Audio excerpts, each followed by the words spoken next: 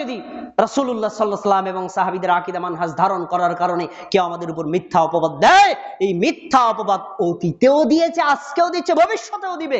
এগুলো নিয়ে কোনো চিন্তা করার কারণ নাই, কারণ রাসূল সাল্লাল্লাহু আলাইহি ওয়াসাল্লাম নিজেই ভবিষ্যৎ করেছেন। শোনো, লা তাযালু তাইফাতুম মিন উম্মতি যাহিরিনা আলাল হক, একটা দল আমার উম্মতের মধ্যে হকের উপর থাকবে।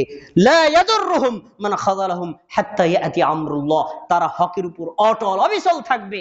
বেদাতীরা যতদিন পর্যন্ত তাদের অপপ্রচার করবে, বিরোধিতা করবে, ক্ষতি করার চেষ্টা করবে, এদের কোনো ক্ষতি করতে পারবে না। এমন করতে করতে কিয়ামত এসে যাবে, কিয়ামত পর্যন্ত এই হকের দলটা থাকবেই থাকবে। এই হাদিস উল্লেখ করার পরে ইমাম তিরমিজি রাহিমাহুল্লাহ বলেন, আমি আমার উস্তাদ ইমাম বুখারীকে জিজ্ঞেস করেছি।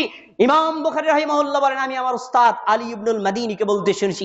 আলী ইবনুল মাদিনী বলেন, আমি আলী রাদিয়াল্লাহু তাআলা আনহুকে বলতে শুনেছি, এই হকপন্থী দলটা কারা তোমরা কি জানতে চাও? শোনো তাহলে, হুম আহলুল হাদিস, তারা হলো আহলে হাদিস। আলহামদুলিল্লাহ বলবেন না? এখনো এই কথা কিন্তু হাদিসের কিতাবে আছে। কে বলে আর কে মানে? ইমাম আলী রাদিয়াল্লাহু তাআলা আনহু এই মন্তব্য করেছিলেন 1450 বছর আগে। তখন তো ব্রিটিশদের কোনো অস্তিত্বই ছিল না। যারা বলে আহলে হাদিসরা ব্রিটিশদের তৈরি করা দালাল, তাদেরকে জবাব দিতে হবে। এই হাদিস লিখেছে ইমাম তিরমিজি রাহিমাহুল্লাহ।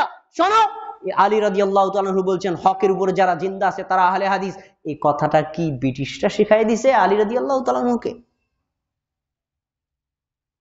মিথ্যা অপপ্রচার করে কতদিন করবা? জাতির সামনে আজ স্পষ্ট কারা হক বলে, কারা হক মানে, কারা হক প্রচার করে, সচেতন মানুষ জানতে পেরেছে। স্যাপ দিয়ে কার যেমন ঢাকা সম্ভব নয়, বাতিল দিয়ে হক কখনো ঢাকা সম্ভব নয়। ইনশাআল্লাহ হকের বিজয় হবেই হবে।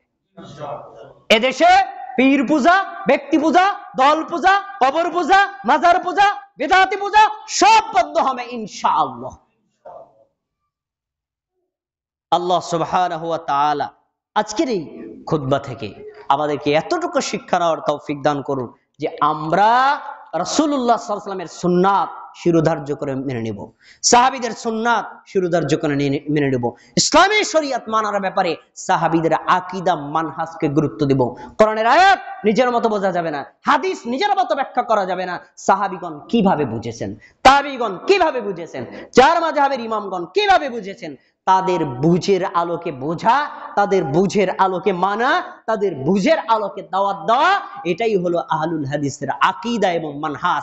এই আকীদা মানহাজকে যারা তিরস্কার করবে, ওরা নিজেরাই তিরস্কার করে জাহান্নামে নিক্ষিপ্ত হবে ইনশাআল্লাহ।